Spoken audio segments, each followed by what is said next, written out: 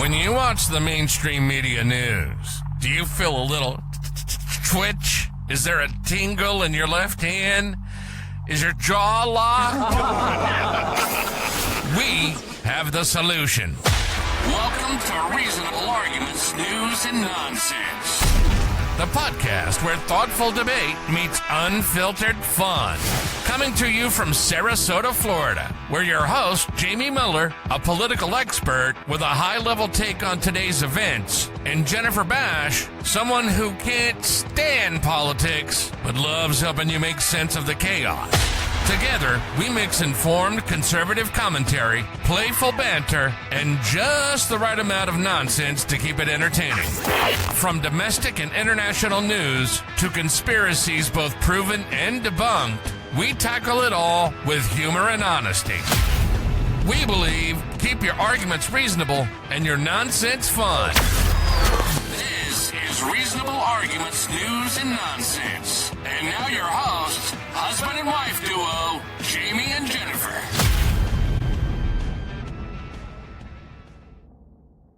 Hello. Hey. We are back.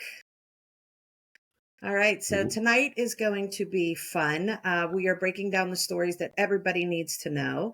Another bold move from Trump, an international betrayal, a shocking midair disaster, and a GOP push on election security. Plus, we've got another bizarre news story that you won't believe. So let's get started. What do you got, Jamie? I can't wait for that bizarre news story, Jennifer. Everybody loves your stories. So, I told one podcaster, it's like Paul Harvey, Jennifer brings the rest of the story. And he's like, I don't know who Paul Harvey is. I've never heard of him. I'm assuming you mean Steve Harvey, but really no. Not, right? Okay. At one point, Paul Harvey was the best paid entertainer in America, and he was on AM radio. He was the first syndicated radio show outside of what was it, the Wolfgang disc jockey or whatever it was. So anyway, we're starting off with a bang tonight, ladies and gentlemen.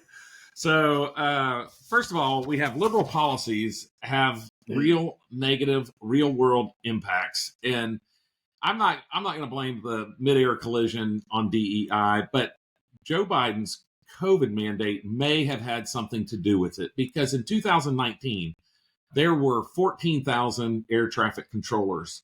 At the beginning of 2024, there were 10,000, and there were 4,000 short. And in 2024, they hired about 1,100. So we're still about 3,000 air traffic controllers short.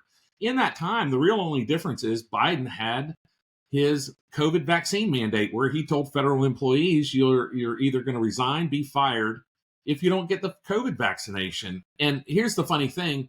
I've gotten this data from a couple of sources, CBS, Google, and ChatGPT, to try to confirm all of these stats. And if you didn't see it on TikTok, it's not true. So yeah, I hear you. But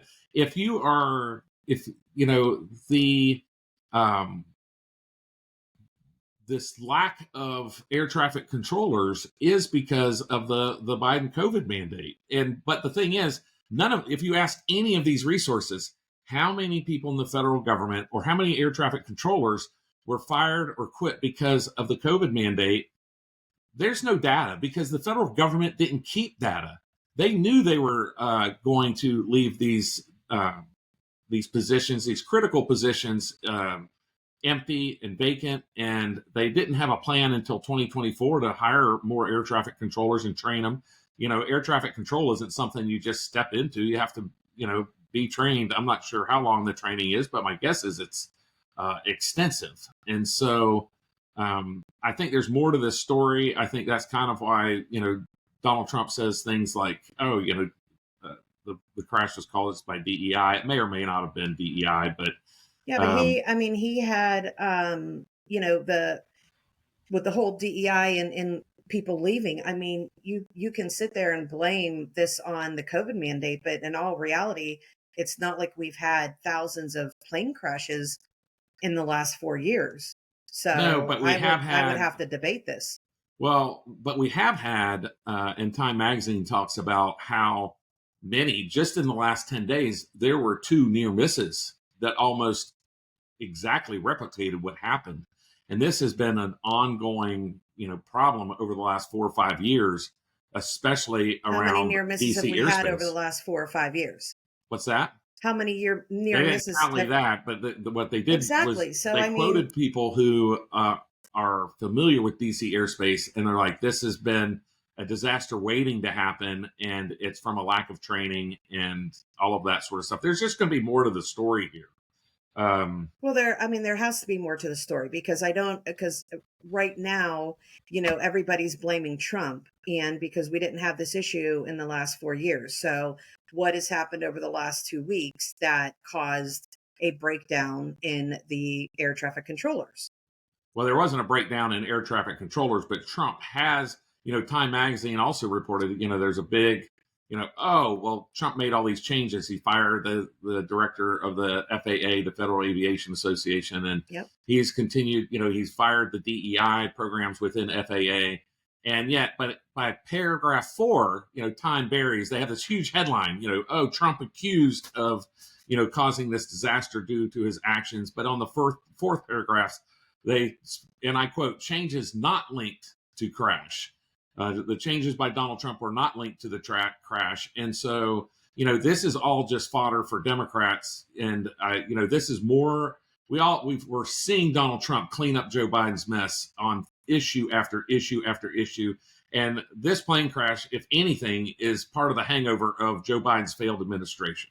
I'm going with conspiracy. I mean, Of course you are. Why not? Why not? I mean, all of a sudden you have a training mission with a Black Hawk helicopter that, takes out 60 people, which, I mean, in all reality, and I'm not saying that to be heartless, but in all reality, it's not a major plane with over 200 people on it. It has 60 people on it, and, it can make a statement. Are we ever going to know that? I mean, I guess they found the pilot, right? They only found one person from the helicopter. They're saying that the other 2 are still strapped in. The other 2 are still strapped in, for sure. That's what the report is. And the same thing with the fuselage with the people who they haven't recovered. They're saying they're still in their seatbelts. Yeah, I mean, it's awful. And, it just seems the timing is amazing. And, it's just something that I don't think that we can roll out. Here's what I think happened. And granted, the conspiracy theory could be true, but here's what I think happened. I think you had, what has been reported is that you had one person doing 2 jobs inside the air traffic control tower. And I think the air traffic controller alerted the Black Hawk helicopter to an incoming plane. The Black Hawk helicopter had the opportunity to see 2 planes in their line of vision, and they saw the plane that was taking off and did not see the plane that was landing and just ran right into it. And sometimes an accident is just an accident. Well, I can tell you I made an accident because I spelled my name wrong. We had some technical difficulties today. So, yeah. Just before we came on the air Friday afternoon, Trump passes another executive order. I don't know if this was actually an executive order, but he told all federal employees to remove their pronouns from their email signatures. So I never understood this. People on Twitter, it was a political statement, not a real statement of what your pronouns are. I always thought it was kind of silly, and that's. But Donald Trump did say that if you don't remove your email signature, your pronouns from your email signature by 5, you're going to get fired. So, any comments on that one, Jennifer? I don't know how I feel about all of this. It just, everybody wants, and again, I'm going to preface this by saying, I don't care at all what anybody does with their own life.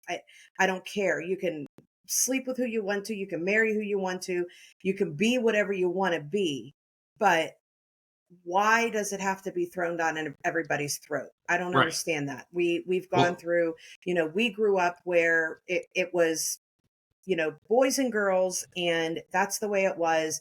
If people were gay, they were gay. If they, whatever. But why does it all have to be The problem with I don't care what your pronouns are. Yeah, the problem with the pronouns are that they became a political statement, and people should not have political statements on their email signatures. And that's Okay. honestly what it is. If you're listing your pronoun, you're a Democrat. Period. The end. And you're making a political statement by having your pronouns listed there. And Okay. and I'll go with that. Listen, I don't feel like I have to. I don't think the responsibility falls on me if you're a guy dressing as a woman, and I have to try to now figure out what your pronouns are. Like, that's not on me. Like, if you want to use whatever pronouns you want for yourself, that's fine. But you should not be offended if I call you a he.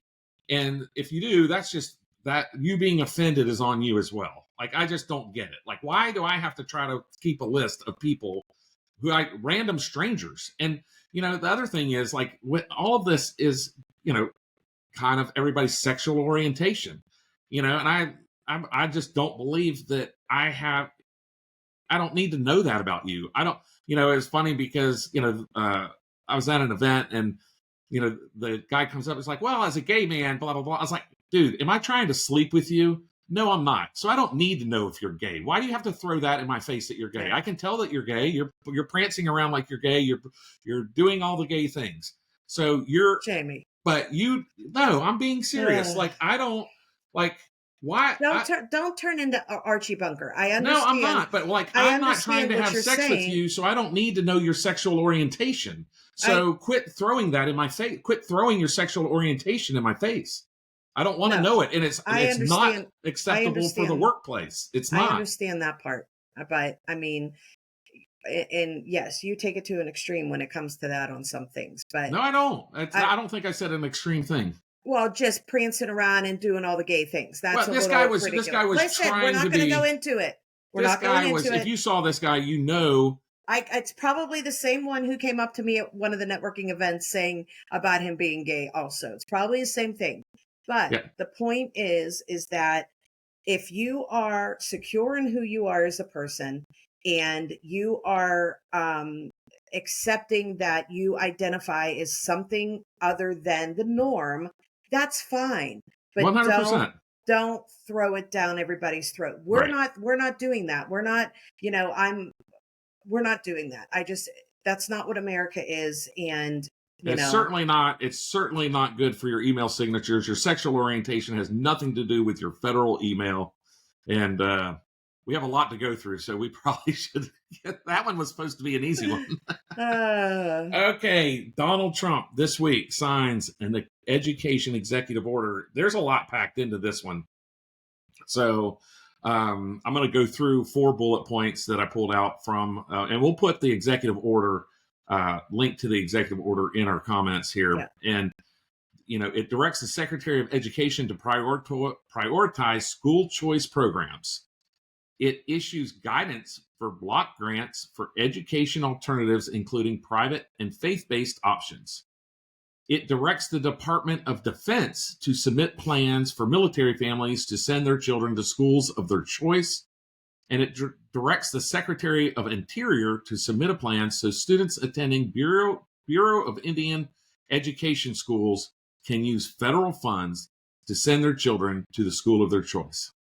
So I'm interested to see how quickly public education systems near Indian reservations all of a sudden are for school choice because they can get federal money if a child comes to their school instead of the school on the reservation. So it'll be interesting to see some of those dynamics play out near Indian reservations. That's not a major issue here in Florida. But what are your thoughts, Jennifer, on the president's executive order? I'm going to say that I have no thoughts on that right now because I did not read that ahead of time, and you went through the bullet points pretty quickly, so I will need to. So it's basically what he's saying is that parents should have the choice to send their kids to the school of their choice, and if you're receiving federal money, the federal money should follow the child, which are things that I've advocated for more than 20 years. Sure. But sounds reasonable. Okay. He also signed, this one probably is a pretty easy one, but I think nobody's really talking about it, so I thought I would mention it. He signed an executive order to build the Iron Dome Defense Shield. The Iron Dome Defense Shield. What is that? So, there's a kind of an Iron Dome defense shield in Israel. So that's when the missiles are coming in from another country. It's a defense shield that can shoot those missiles out before they hit their target. So he is going to plan on having that set for the United States of America. Probably a great idea. And it also talks about having emerging technologies so it's not like old technology. So where would something like that be placed? All over. So they put many of them around? Yeah. So you would, I don't know where all you would have them, but you would have, I like to say it's kind of like a fire truck, right? Like, so you have fire stations throughout your community so they can answer the call within 10 minutes, right? So that's why fire stations are scattered throughout your community. Okay. And, so this would be a similar thing where you would scatter them probably near the coast, near the borders, where if projectiles came in from, let's say, a submarine, you would have some of these rockets within, so many minutes of everywhere in the United States, so they could take them out before they reach us. Who else has these now? It's very similar to the system they have in Israel right now. Okay. So there's a few little political things happening on the Democrat side. So last weekend, Democrats did Republicans in Florida and reelected their chairman, Nikki Fried, who you may remember was the agriculture commissioner, who won in 2014 or whatever year that was.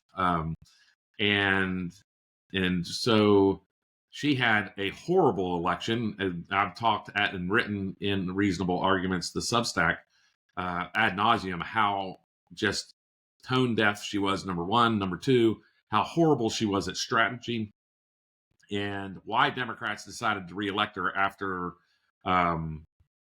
just Donald Trump winning by 13 points.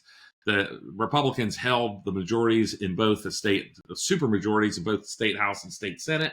And that was her big deal. Like, oh, we're going to get at least in the state House and state Senate where we don't have Republican supermajorities.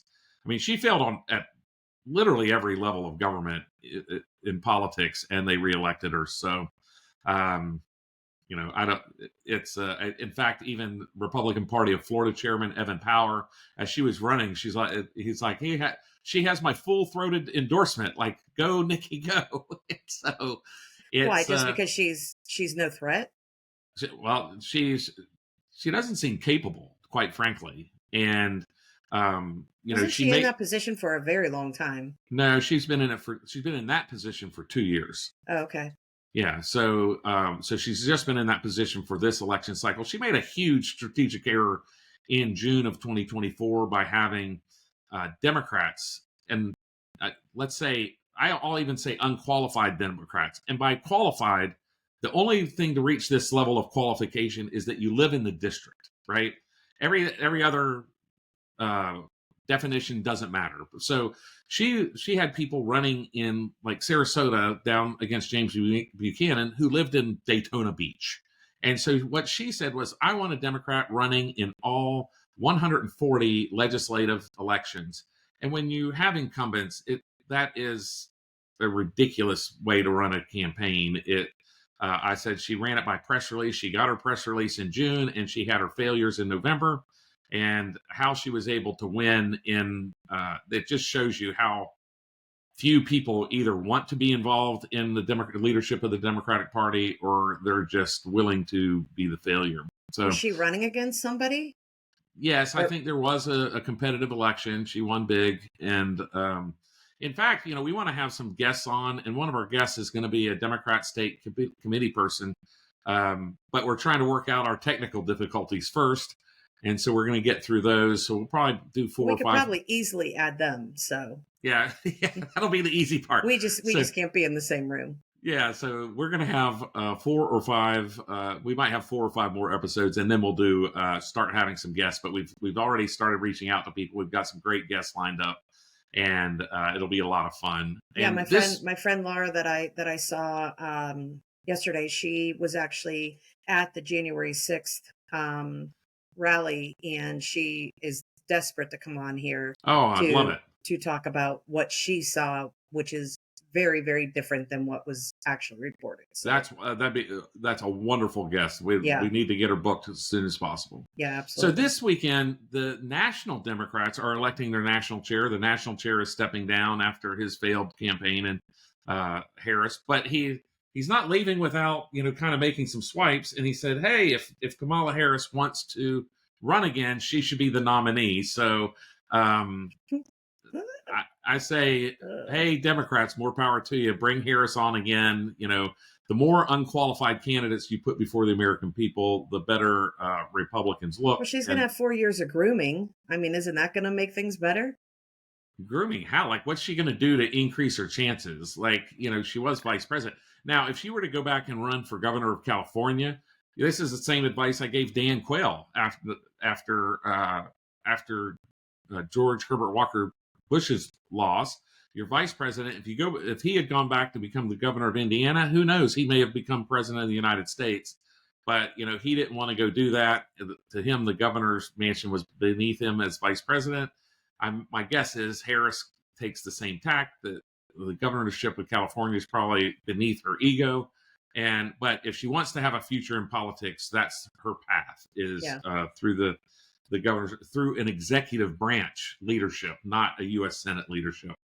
But anyway, so you can't really talk about this week's news without also talking about the Panama Canal.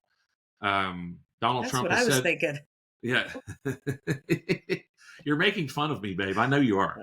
And so the Donald Trump says we are going to take the Panama Canal back. And so there are some nuances here that allow us to take it back. First of all, there was a 1977 Panama Canal neutrality treaty that took effect in 1999 and guarantees that the canal would remain neutral and open to all ships from all countries. And then if that doesn't happen, the U.S. can re-seize it.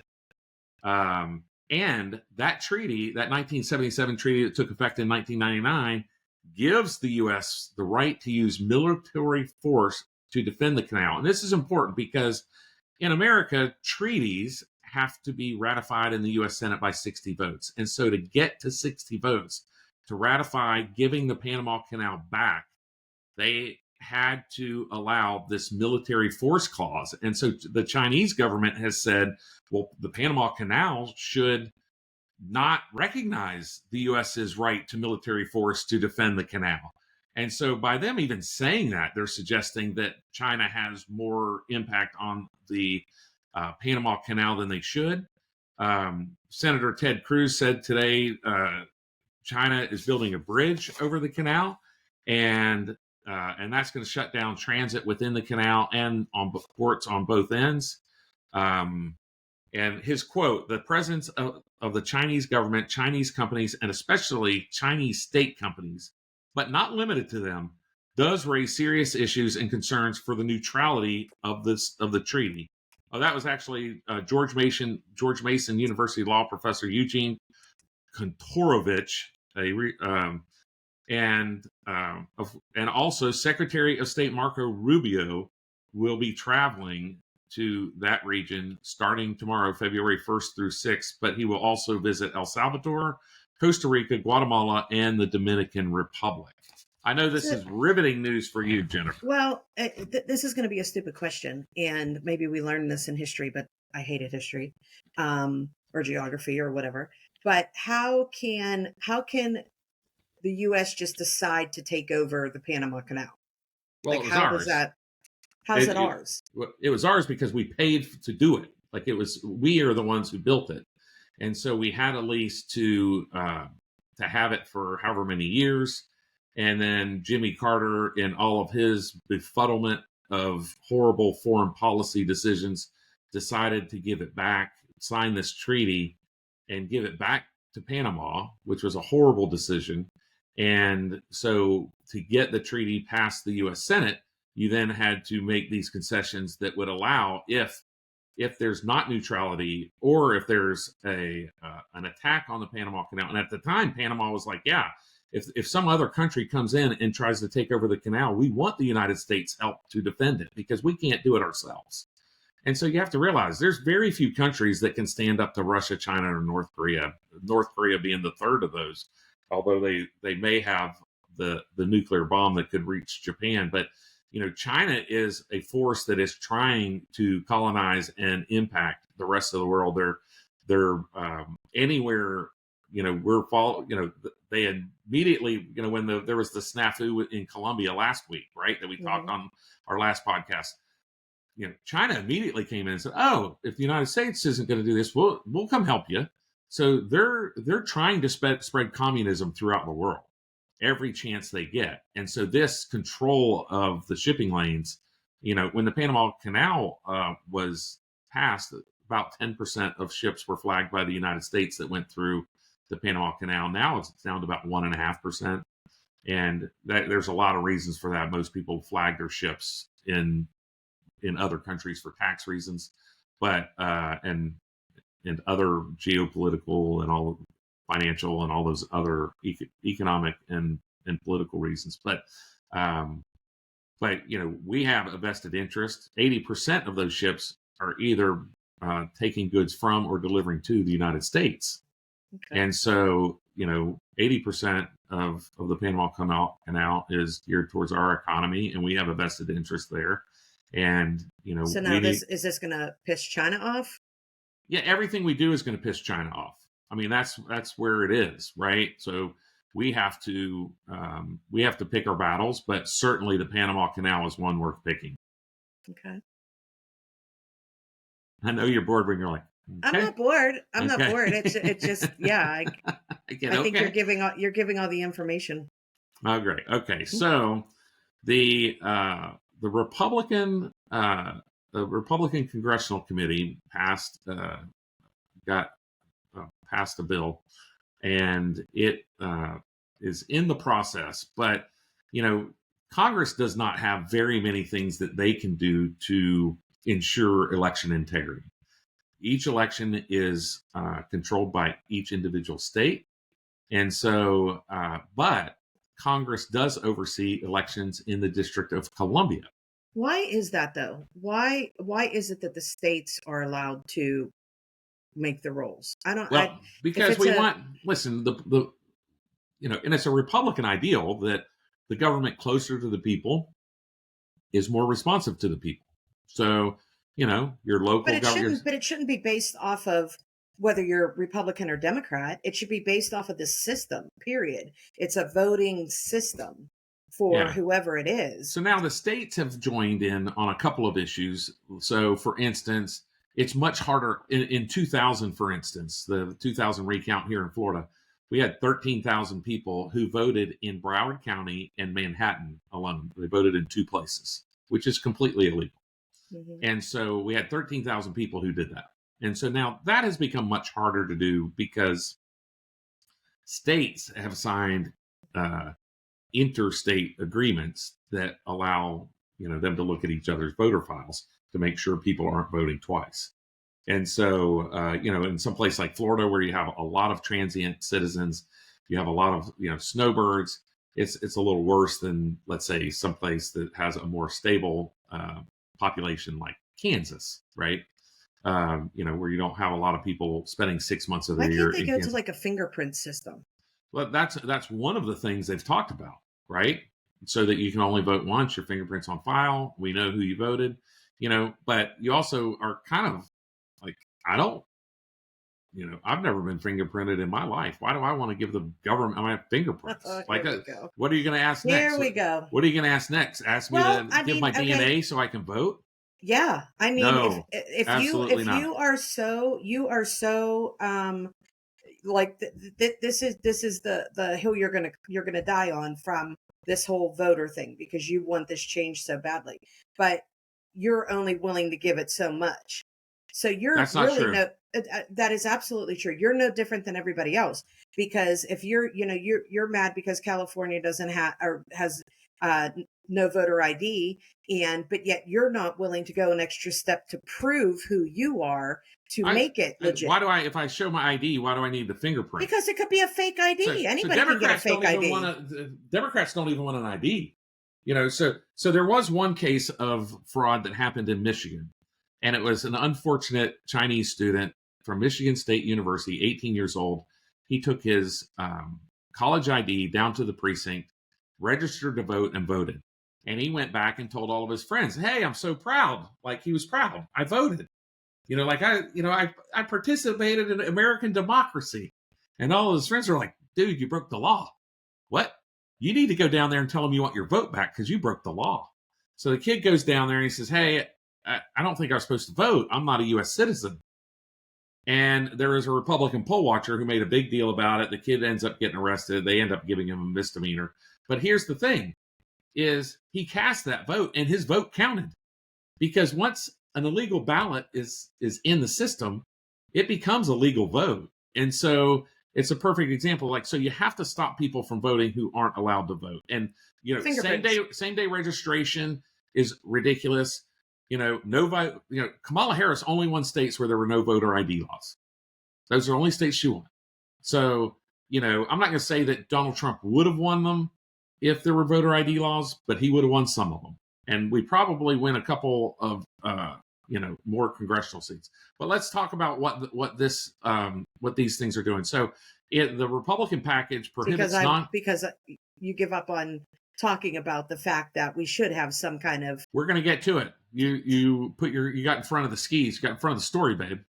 So this package will prohibit non-citizens from voting in Washington, D.C. local elections. How? Because they're going to require, because right now you're allowed to have illegal immigrants are allowed to vote in local elections in D.C.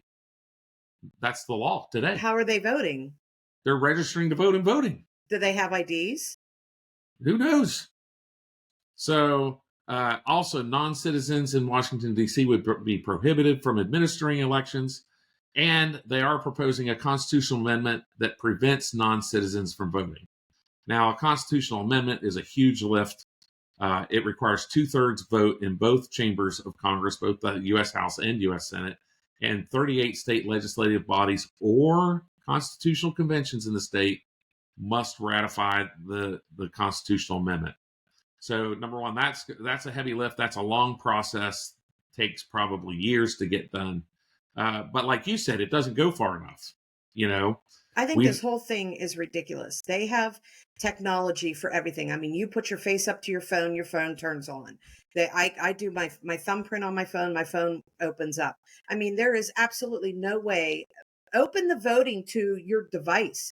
I mean, open your voting to your computer where you can sit in front of it. I can buy into that. I can buy into that. Scan your eyeballs. Yeah. Because it's my device. Because it's my device.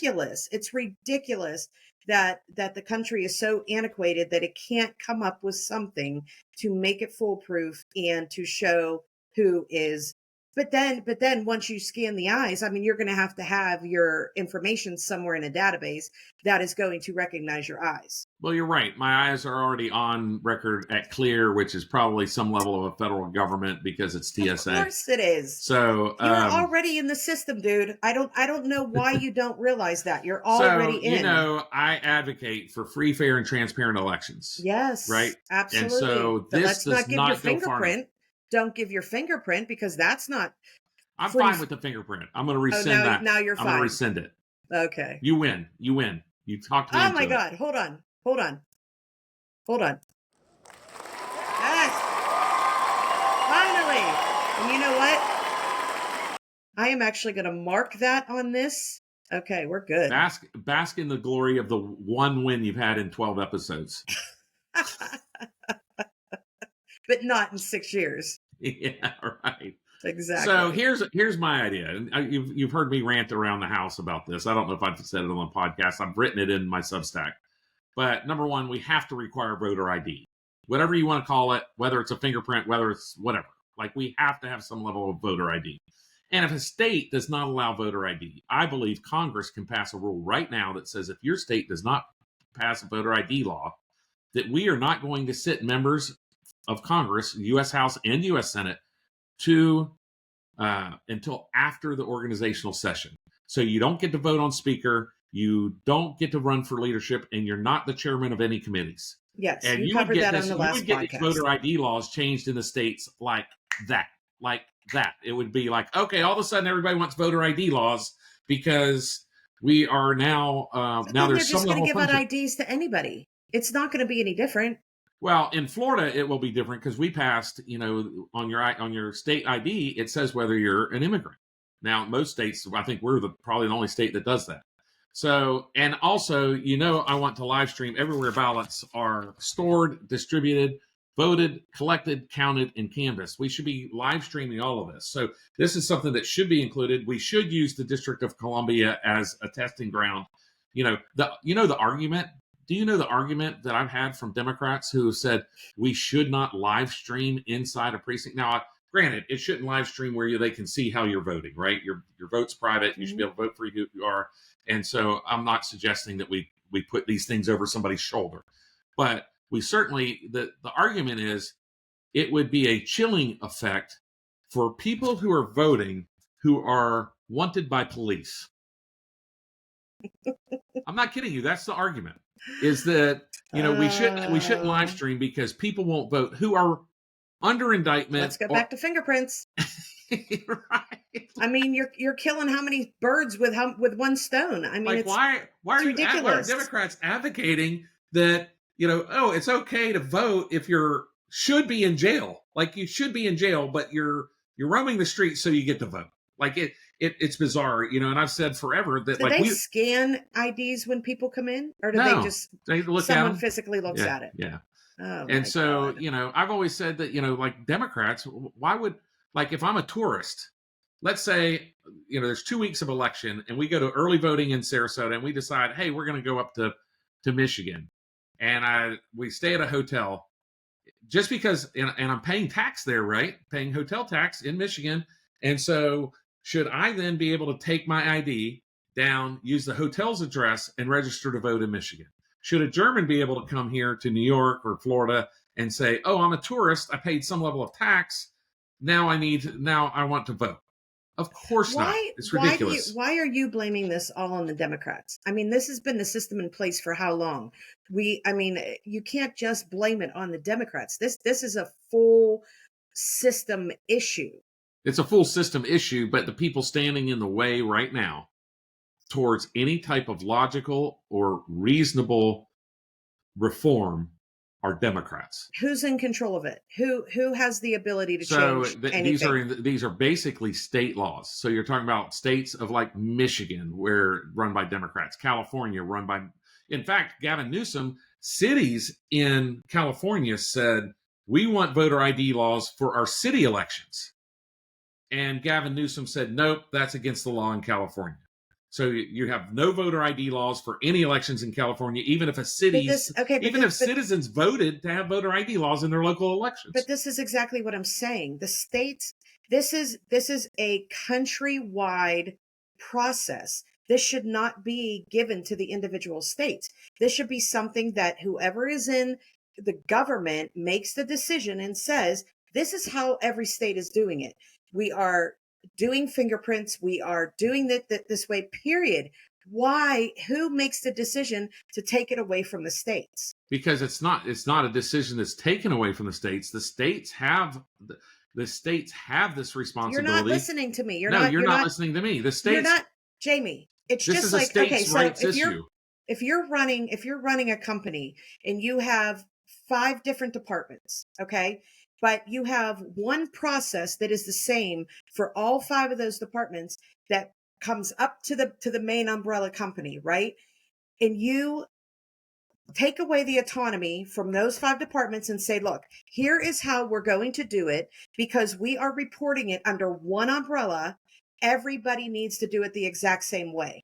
A company, someone in position of that company has the right to change that process among all of those departments. Why cannot that not be done across the country?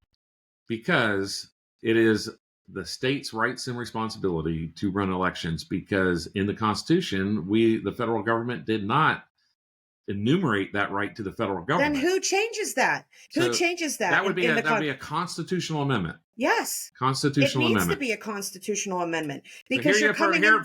You heard it here first, ladies and gentlemen. Jennifer Bash calling for a constitutional amendment. Jennifer without an I this night. It has to be a constitutional amendment because you are coming in.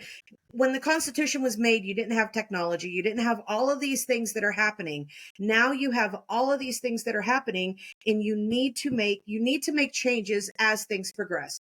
And we are at a point in time where a constitutional amendment needs to be changed to make voting fair and accurate across the board. Yeah, there's period. no two issues more important than the sovereignty of our citizens, which means get rid of these illegal immigrants, and protecting the right of those citizens to have free, fair, and transparent elections. So I agree with you 100%. It probably does take a constitutional amendment. If you're going to federalize the election, it is going to take a constitutional. Who does it? So it'd be an act of Congress, just like this constitutional amendment to say illegal immigrants cannot vote would be nationwide.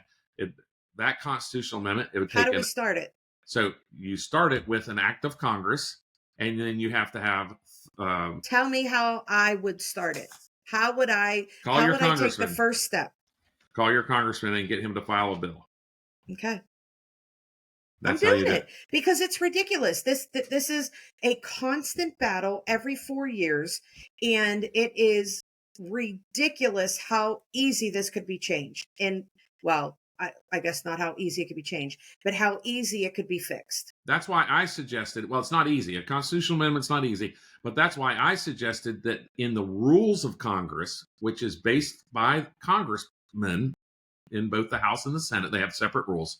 So each chamber would have to change their own rules, that if your state does not have voter ID laws, that you don't get seated. And this would change at least that. Because people immediately, so part of what we talk about here is, listen, you're 100% correct, but the practical application of a constitutional amendment for a voter ID law or for any of these voter rules, like even the constitutional amendment to say that illegal immigrants cannot vote, is going to be a pretty high hill to climb. It's hard. Well, I forget the last constitutional amendment was passed in 1988. I don't understand. Because it's supposed to be hard, because the Constitution should not be amended based on the whim of just a moment in time. It's not a whim, though. I mean, it's right. You're going back to what, 2000, when there was cheating and everything else like that. I'm sure it's happened throughout life, right? There has to be. You are voting for one leader of the country. Well, JFK wouldn't have beaten Richard Nixon in 1960 without election fraud.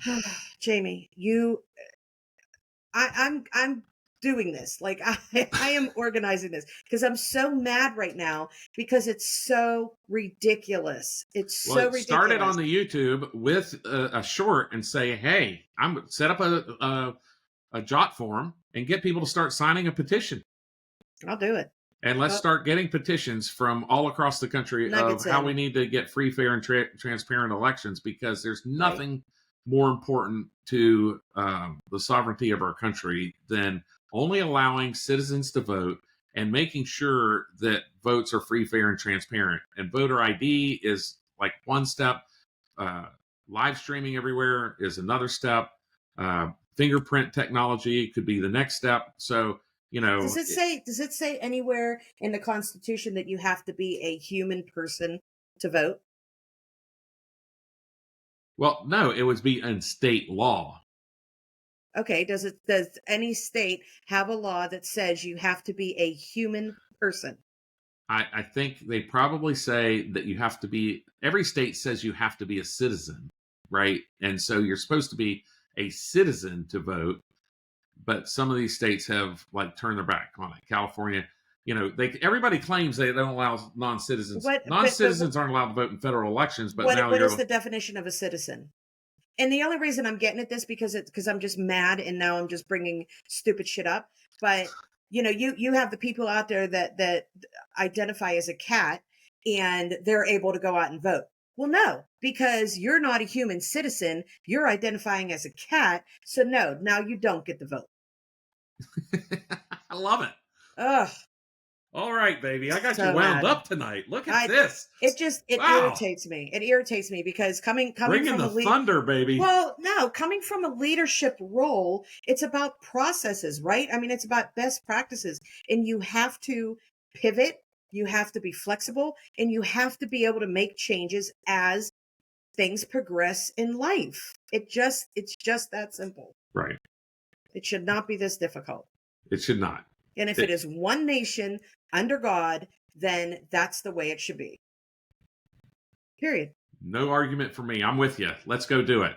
I'm doing it. I'll start my petition tonight. Well, we're going to eat first. Oh, okay. All right. That's all I have.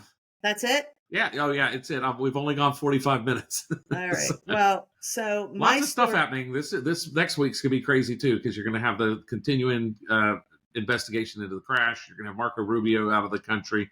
I'm sure Donald Trump's going to sign more executive orders. So, Donald Trump is making, like I said, people elected Donald Trump to lead us through fire despite the fires he sets. And so maybe he has a fire here or there that he sets, but by God, he's leading us through. Yeah. Well, if he's smart, he'll get on board with the fingerprint voting. So, all right. And oh my God, you always say you're done talking and then you keep talking. Well, I was going to say your number one issue, permanent daylight savings time. Yeah. Now you're just going to be just kind of, I'd rather have fingerprint voting. Oh, now you've got a new number one issue. Okay, great. The podcast is making progress. Yeah. All right. So my story for tonight is another, let's say, Florida couple story. Hashtag Florida couple. Hashtag Florida couple. And they are, we are in Escambia County. That's Pensacola. Pensacola. Okay. So we're way up there. That's South Alabama, ladies and gentlemen. So this will make sense once you hear it. So this is where a couple's dream of $1 million jackpot came crashing down thanks to a DIY disaster. So this is the story of Kira Enders and Dakota Jones, who thought they cracked the code to win big. They showed up at the Florida lottery with what can only be described as the world's worst arts and crafts project. A winning lottery ticket that was clearly pieced together with tape. They said it looked like a kindergartner's attempt at a puzzle. So it says they probably thought it was genius too. So the boyfriend did say that once it was done, it looked jank. But things got interesting when they obviously sent the ticket in. And they were invited back to the lottery office for a special meeting. So they were a little surprised. They're a little excited. And when Kira and Dakota got there, they were immediately separated and interrogated. And of course, they both came back with different stories about how this Franken ticket came into their hands. So what did they do? They just cut numbers out and then taped them so they had the right numbers or whatever. Yeah, to make it look like they had a winning $1 million lottery ticket. Okay. Winner. And so Kira said that the ticket got soaked by the rain and ripped. So they had to fix it. And then Dakota said, it just looked a little jank, but who's going to pass up $1 million? So he thought that let's give it a try. Their alibi, they said, is that we're truly honest people. We just thought we could magically combine 2 losing tickets into a winning one.